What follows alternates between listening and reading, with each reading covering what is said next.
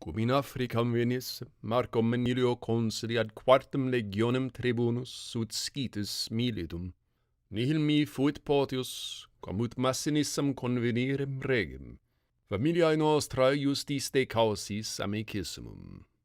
Ad quem ut veni, complexus me senex collacrimavit, aliquantoque post suspexit ad caelum, et gratis, inquit, tibia, summe sol obisque relique caelitis, quod ante quam ex hac vita micro, conspicuo in me regno et histectis publium Cornelium Scipionem, ius ego nomine ipso recreor. Ita numquam ex animo meo descedit, Delius optimi atque invictissimi veri memoria.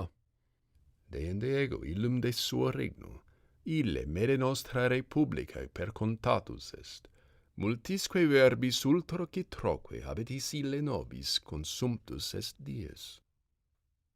Post autem apparatur regio acceptis sermonem in multam noctem produximus, cum senex nihil nisi de Africano loqueretur, omniaque eos non facto solum, sed etiam dictam eminisset. Deinde, ut cubitum discessimus, me et via fessum, et qui ad multam noctem vigilassim, artior cum celebat, somnus complexus est. Hic mi, credo equidim ex hoc, quod eramus locuti. Fit enim feri, ut cogitationes sermonesque nostri pariant aliquid in somno tale, quale de Homero scribet Ennius, de quovi delict saepissime vigilans solebat cogitare et loqui. Africanus eos tendet ea forma, quae mihi ex imagine eos quam ex ipso erat notior, quam ubi agnovi, equidem cohorvi, sed ille. Adis inquit animo et omitte timorem Scipio, et quae dicam trade memoriae. Vides ne illam urbem, quae parere populo Romano coacta per me renovat pristina bella, nec potest quaescere. Ostendebat autem Carthaginem de excelso et pleno stellarum, illustri et claro quorum loco. Ad quam tuo pugnandum nunc venis paene miles. Hanc hoc bienniul consule vertis, eritque cognomen id tibi per te partum, quod habes adhuc ad nobis hereditarium. Cum autem Carthaginem deleveris, triumphum egeris censorque furis et obiris legatus Aegyptum, Syrium, Asium, Graecium, deligere etrum consul absens bellumque maximum conficies, numantiam exscindes. Sed cum eris curru in Capitolium invectus, offendis rem publicam consiliis perturbatum nepotis mei.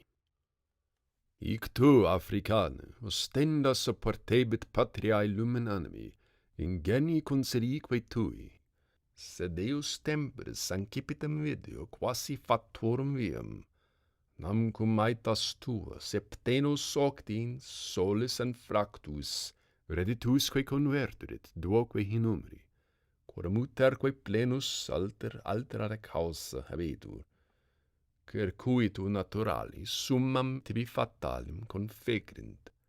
In te unum atque in tum nomen se tota convertet quividos. Te senatus, te omnis boni, te soci, te latini intuebuntur, tu eres unus, in quonitatur civitatis salus, ac ne multa dictator rem publicam constituas supportet, si impias propinquorum manus effugris. Hic cum exclamasset Laelius, ingemuissent quae vehementius ceteri, lenete erridens Scipio. St! Quaeso, inquit, ne me ex somno excitetis et porumper audite cetera. Sed quos sis, Africane, alacrior ad tutandum rem publicam sic habeto omnibus, qui patriam conservaverint, adiuerint, auxerint, certum esse in caelo definitum locum, ubi beati aevo sempiterno froantur.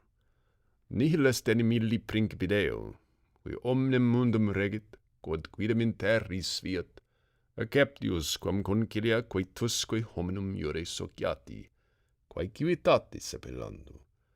Arum rectoris et conservatoris inc profecti huc revertuntur. Hic ego et sierum perterretus sunt a mortis metum quam insidiarum a meis, quae sivi tamen viveret ne ipse et Paulus pater et ali, quos nos extinctos arbitraremus. Imo vero, inquit, hivi vivunt, quae corporum vinculis tamquam et carcere voleverunt, vestra vero, quae dicetur, vita morses. Quin tu aspicis ad te venientem Paulum patrem? Quem ut vidi, equidem vim lacrimarum profudi, ille autem me complexus atque osculans flere prohibevant. Atque ut ego primum fletu represso, loqui posse coipi, quaeso inquam pater sanctissime atque optime, quoniam haec est vita, ut Africanum audio dicere, quid moror in terris, quin huc ad vos venire propero. Non est ita, inquit ille, nisi enim Deus is, quius hoc templum est omne, quod conspicis, istis te corporis custodiis liberavit. Huc tibi aditus patere non potest. Homines enim sunt hac lege generati, qui tuerentur illum globum, quem in hoc templo medium vides, quae terra digitur, isque animus datus est ex illis sempiternis ignibus, quae sidere et stellas vocatis, quae globos aet rotundae, divinis animatae mentibus, circulos suos orbesque conficiunt celeritate mirabili, quare tibi publi, et pis omnibus retenendus animus est in custodia corporis, nec in iusu eius, a quo ille est vobis datus, ex hominum vita migrandum est, ne munus humanum assignatum ad Deo defugisse videamini.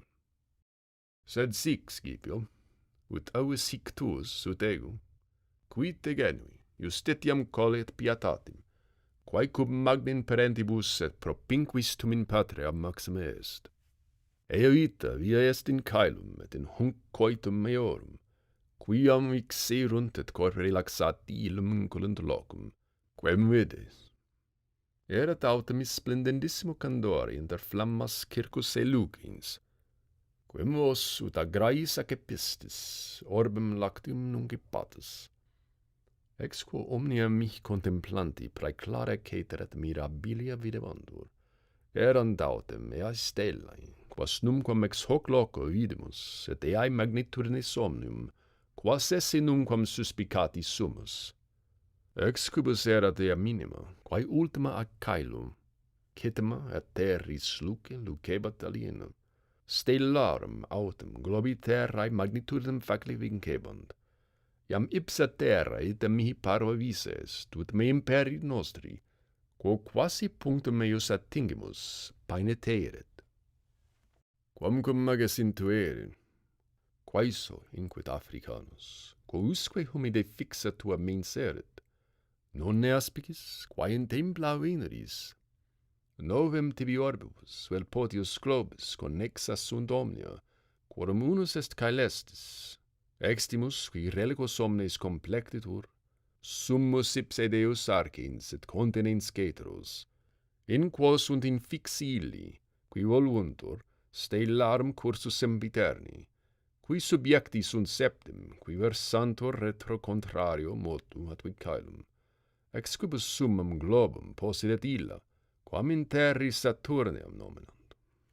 Deinde est hominum generi prosperus et salutaris ille fulgur, qui dicetur Iovis, tum rutulus horribilisque terris, cum Martium dicetis. Deinde subter mediam fere regionem sol obtenet, dux et princeps et moderator luminum reliquorum. Mens mundi et temperatio, tanta magnitudine, ut cuncta sua luce lustret et compleat, uncut cometes consequuntur Veneris alter Mercurii cursus, in infimoque orbe luna radiis solis acensa convertitur. Infra autem iam nihil est nisi mortale, et caducum praeter animus munere deorum hominum generi datus. Supra lunam sunt aeterna omnium. Nam ea, quae est media et nona, tellus, neque movetur et infima est, et in eam feruntur omnia nutus suo pondera. Quae commentueris stupens, ut merecepi, quid hic, inquam, quis est, qui complet auris, tantus et tam dulcis sonus? Hic est, inquit, ille, qui intervallis disjunctus imparibus, et tamen pro rata parte distinctis, impulsu et motu ipsorum orbium efficatur, et acuta cum gravibus temperans varios, aquabiliter concentus efficit. Nec enim silentio tanti motus incitari possunt, et natura fert, ut extreme ex altera parte graviter, ex altera autem ecute sonent. Quam ob causam summus ille caeli stelle fercursus, cuius conversio est concitatior, acuto et excitato movetur sono, gravissimo autem hic lunaris atque infimus. Nam terra nona immobilis manens una sede semper haeret complexa medium mundi locum. Illi autem octo cursus, in quibus erem vis est duorum, septem efficiunt distinctos intervallis sonus, qui numerus rerum omnium fere nodus est. Quod docti homines nervis imitati, atque cantibus aperuerunt sibi reditum in hunc locum, sicut ali, qui praestantibus ingeniis in vita humana divina studia coluirunt. Hoc sonetu ob pletae aures hominum obsurduerunt. Nec est ullus habetior sensus in vobis, sicut ubi nihilus ad illa, quae catadupae nominantur, praecipitat ex altissimis montibus, eagens, quae illum locum aculit, propter magnitudinem sonetus sensu audiendi caret. Hic vero tantus estutius mundi incetatissima conversione sonetus, ut eam aures hominum capere non possint, sicut intueris solem et versum nequitus, eiusque radis acies vestra sensusque vingetur. Haec ego admirans referebam tamen oculos ad terram identidem. Dum Africanus, sendio, inquit te sedem etiam nunc hominum ac domum contemplari, quae si tibi parva, ut est ita videtur, haec calestia semper spectato, illa humana contemnitur, tu enim quam celebritatem ceremones hominum, aut quam expectendam consequi gloriam potis, vides habitari in terra raris, et angustis in locis, et in ipsis quasi maculis, ubi habitatur, vastas solitudines interiectas seosqui, qui incolunt terram, non modo interruptos ita esse, ut nihil inter ipsos ab aliis ad alios manare possit, sed partim obliquos, partim transversos, partim etiam adversos stare vobis, a quibus expectare gloriam certe nullum potestis. Carnis autem meandam terram quasi quibustam redemitam, et circumdatam cingulis, et quibus duos maxime intersedi versus, et caeli verticibus ipsis, ex utraque partis sub nixos obriguis se pruina vides, mediam autem illum et maximum solis ardore torriri. Duos sunt habitabilis, quorum australis ille, in quo, qui insistunt, adverso vobis urgent vestigia, nihil advestrum genus. Hic autem alter subjectus aquiloni, quam incolitis, cerne, quam tenui vos parte contingat, omnis enim terra, quae colitur a vobis, angustata verticibus lateribus latior, parva quaedam insula est circum fusa illum mari, quod Atlanticum, quod magnum, quem ocerum epellatis in terris, qui tamen tanto nomine quam sit parvus vides. Ex his ipsis cultis notisque terris, unum aut tuum aut cuiusquam nostrum nomen vel caucusum hunc, quem carnus transcendere potuit vel illum gangem tranatare, quis in reliquis orientis, aut obeuntis solis ultimis aut aquilones austrive partibus tuum nomen audiat, quibus amputatis cernis profectu, quantis in angustis vestras e gloria dilitari velit. Ipsi autem, quid nobis loquuntur, quam loquentur Dio. Qui etiam sicupiat proles, illa futurorum hominum de inceps laudes, unius cuiusque nostrum a patribus acceptas posteris prodere, tamen propter eluviones exustionesque terrarum, quas accidere tempore certo neces est, non moro non aeternum, sed ne diuturnam quidem gloriam esse qui possemus, quid autem interest habis, qui postea nascendur, sermonum fore de te, cum habis nullus fuit, qui ante natis sunt, qui nec pauciores et certem meliores fuerunt viri, praesertim cum apereos ipsos, a quibus audiri nomen nostrum potest, nemo unius anni memoriam consequi possit. Homines enim populariter annum tantumerus solis, id est unius astri, reditum metiuntur, cum autem aridem, unde semel profecta sunt, cuncta astra redirent, e andemque totius caeli descriptionem longis intervallis retulerint. Tu mille vere vertens annus appellari potest. In quovix dicere audeo, cum multo hominum saecula teneandur. Namque ut olim deficere sol hominibus extinguique visos est, cum Romuli animus haec ipse in templa penetravit, quandoque abeadem partes sol, eodem que tempore iterum defecerit, tum signis omnibus ad principium stellisque revocatis expletum annum habetum.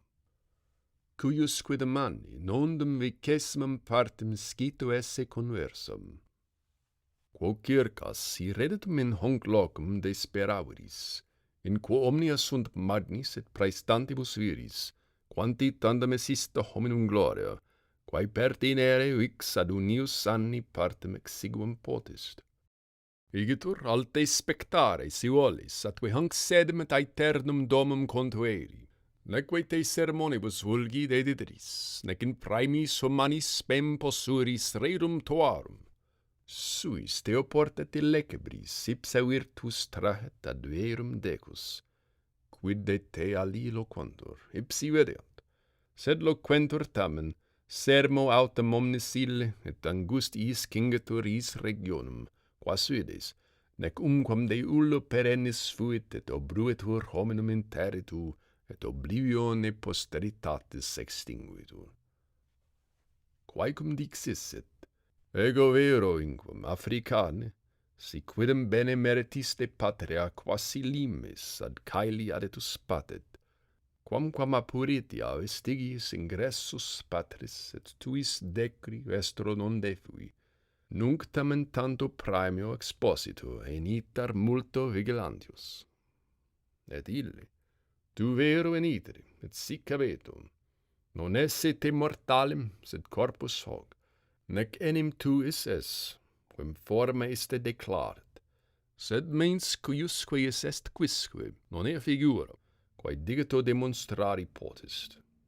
Deum te igitur scito esse, si quidem est Deus, qui viget, qui sentit, qui meminit, qui providet, qui tam regit et moderatur et movedit corpus, qui praepositus est, quam hunc mundum ille princeps Deus, et ut mundum ex quadam parte mortalem ipse Deus aeternus, sic fragile corpus animus sempiternus movet.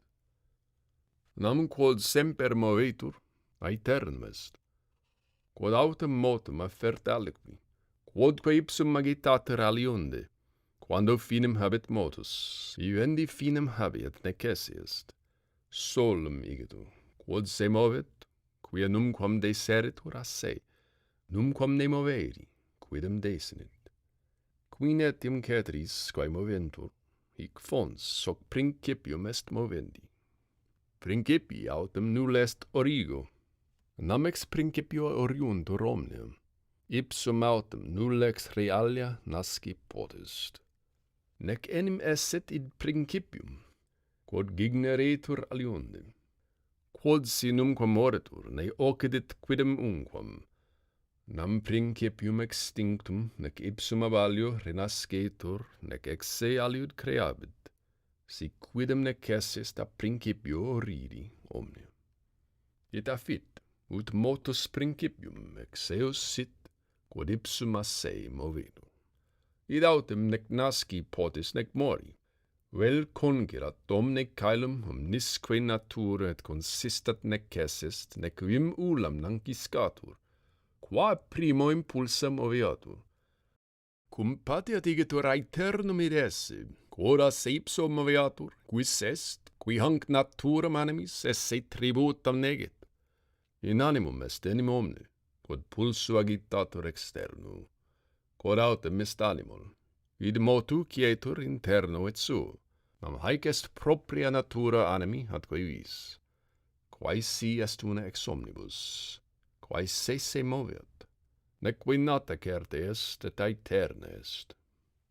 Hanc tu exerce optimis in rebus, sunt autem optimae curae de salute patriae, cubus agitatus et exercitatus animus velocius in hanc sedem et domum suam perualabit, id quae ocius faciet siam tum, cum erit inclusus in corpore, eminebit foras et ea, quae extraerunt, contemplans cum maxime se a corpore abstret.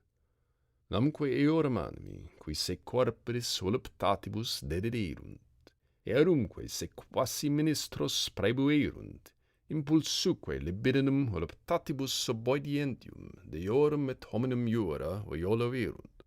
Corporibus e lapsi circum terram ipsam volutantur, nec hunc in locum nisi multis ex agitatis saeculis revertundur. Ille discessit, ego somno solutus sum.